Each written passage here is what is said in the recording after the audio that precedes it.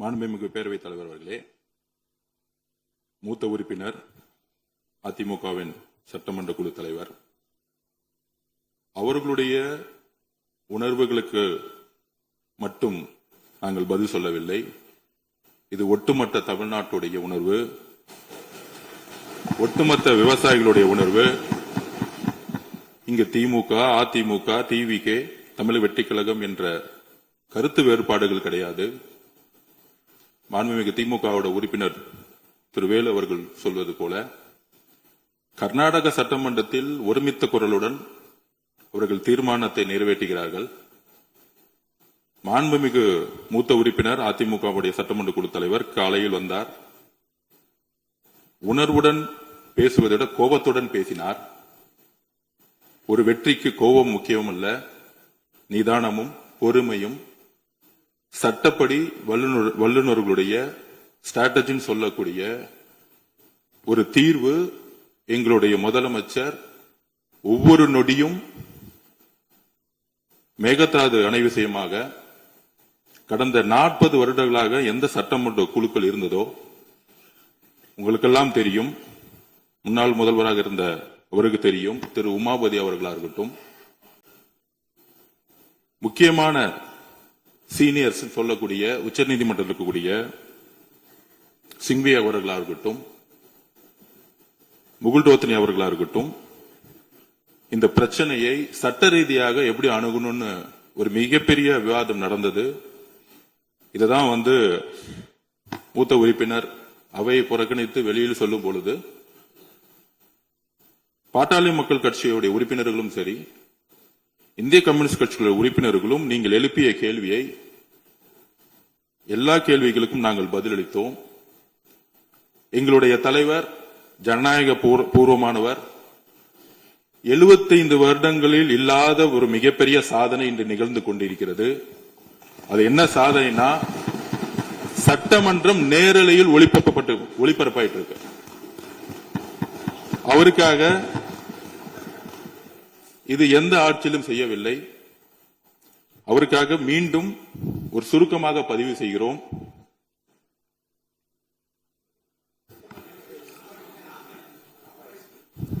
இல்ல, அது முதல்ல டெக்னிக்கல் இஷ்யூஸ் இன்னைக்கு போயிட்டு இருக்கு, கரெக்டா போயிட்டு இருக்கு. மாண்புமிகு தமிழக முதல்வர்கள் 25/5/2026 அன்று உத்தரவிட்டதன் அடிப்படையில் தமிழ்நாடு அரசு சார்பாக புதுதில்லியில் உள்ள தேசிய பசுமை தீர்ப்பாயத்தின் முதன்மை அமர்வில் மேகதாது திட்டத்தை எதிர்த்து 27/5/2020 ஒரு மனு தாக்கல் செய்யப்பட்டுள்ளது. அதாவது மேகதாது அணை கட்டுறதா இருந்தா என்விரான்மெண்டல் சர்டிபிகேட் இல்லாம கட்ட முடியாது, சுற்றுச்சூழல் சர்டிபிகேட் எல்லாம் கட்ட முடியாது.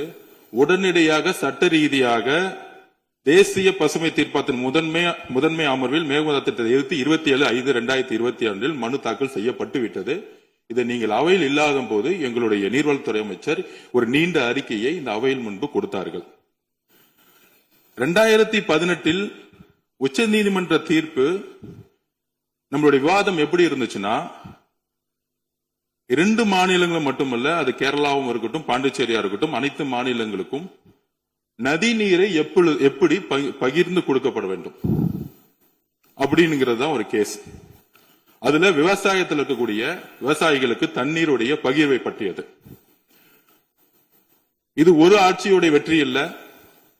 அனைத்து ஆட்சியில் எந்த ஆட்சியாக வந்தாலும், அது திமுகவா இருந்தாலும், அதிமுக வந்தாலும், தமிழக வெற்றி கழகம் இருந்தாலும், காவேரி பிரச்சனை பற்றி வரைக்கும் எல்லோரும் ஒரே நிலைப்பாடுல இருந்தோம்.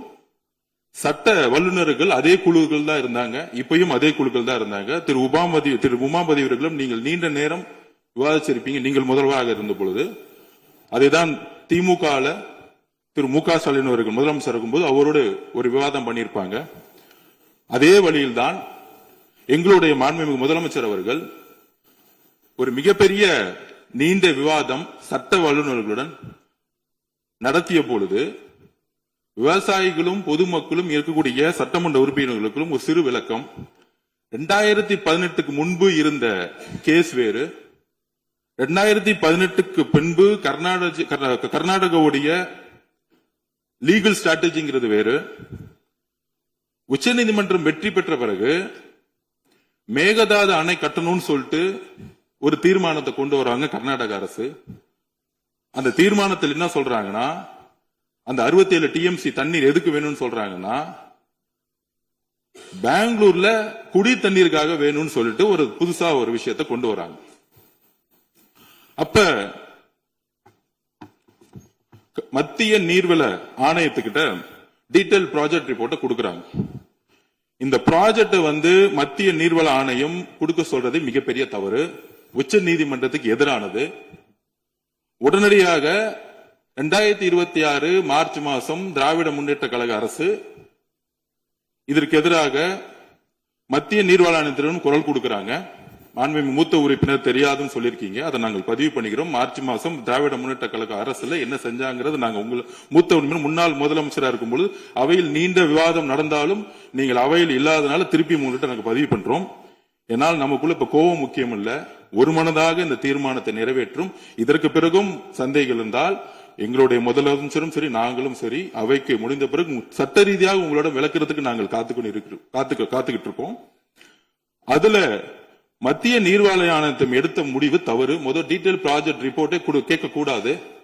ஆனால் கர்நாடகாவிடம் மேகதாது அணை கட்டத்துக்கான டீடைல் ப்ராஜெக்ட் ரிப்போர்ட்டை கேட்டாங்க. அதை எதிர்த்து உச்ச நீதிமன்றத்தில் திராவிட முன்னேற்ற கழக அரசு தமிழக அரசு அப்பீல் பண்ணாங்க. அதுல கேஸ் டிஸ்போசல் பண்ணப்பட்டுச்சு 15/4 அன்று. உடனடியாக இதை எப்படி அணுகணும் அப்படின்னா, மத்திய நீர்வள ஆணையம் மீது நமக்கு நம்பிக்கை போயிருச்சு. ஒரு டீடைல் ப்ராஜெக்ட் ரிப்போர்ட் நம்ம கேட்க கூடாது. அதற்காக தான் உடனடியாக மேகதாது அணை குறித்து புதிய நடுவர் மன்றம் ட்ரிபுனல், அந்த ட்ரிபுனல் எதுக்குன்னா, முன்பு இருந்த ஆணைகளையோ உச்ச நீதிமன்ற தீர்ப்புகளுக்கு நிறைய பாடி முன்னாடி இருந்திருக்கு, நீர்வள சம்பந்தமாக நிறைய கமிஷன் இருந்திருக்கு. அதற்கு மாற்று ஒரு கமிஷன் கிடையாது. அதுதான் இப்போ திருத்தமும் சொன்னோம் நாங்க, நீங்க அவை இல்லாத பொழுது. இந்த ட்ரிபுனல் எதுக்குன்னா, மேகதாது அணையை கட்டணுமா கட்டக்கூடாதா, நம்ம கட்டக்கூடாதுன்னு சொல்றோம், அவங்க கட்டணும்னு சொல்றாங்க. நமக்கு வர வேண்டிய உச்ச நீதிமன்ற தீர்ப்புப்படி நமக்கு வர வேண்டிய தண்ணீரே, இன்றைக்கு மூத்த உறுப்பினர் சொன்னாரு, கம்யூனிஸ்ட் தோழர், விவசாயத்துக்கு தண்ணி இல்ல, இன்னும் காவிரி நீர் விடாமல் விவசாயிகள் இன்னும் தன்னுடைய விளைச்சல் இன்னும் ஆரம்பிக்கல, தன்னுடைய வேலையை ஆரம்பிக்கல சொல்லியிருக்காங்க. சோ அந்த மாதிரி பிரச்சனைகள் நமக்கான உச்சநீதிமன்ற ஆணைகள் இருந்தாலும் நமக்கான தண்ணீரை உச்சநீதிமன்ற தீர்ப்புப்படி தண்ணி கொடுக்கறதுக்கே நம்ம சட்ட போராட்டம் நிகழ்த்திட்டு இருக்கோம் ஒவ்வொரு வருஷமும். அப்படி இருக்கும் பொழுது இந்த அணை குடிநீருக்காக, ட்ரிங்கிங் வாட்டருக்காக பெங்களூருக்காக கட்டப்பட்டால் உச்ச நீதிமன்றம் நமக்கு எந்த பங்கீட கொடுத்திருக்கோம் அது பாதிக்கப்படுங்கிறது இங்க இருக்கக்கூடிய எல்லா உறுப்பினர்கள் எல்லா கட்சிகளுடைய ஒரே முடிவுங்கிறது தான் எங்களுடைய பதிவு.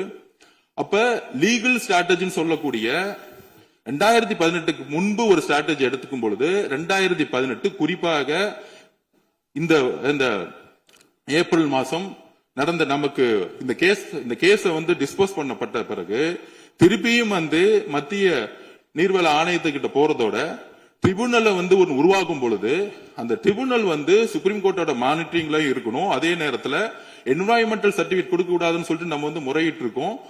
சோ இந்த ட்ரிபுனல்ங்கிறது பழைய உச்சநீதிமன்றத்துடைய தீர்ப்பை கண்காணிக்கக்கூடியது கிடையாது.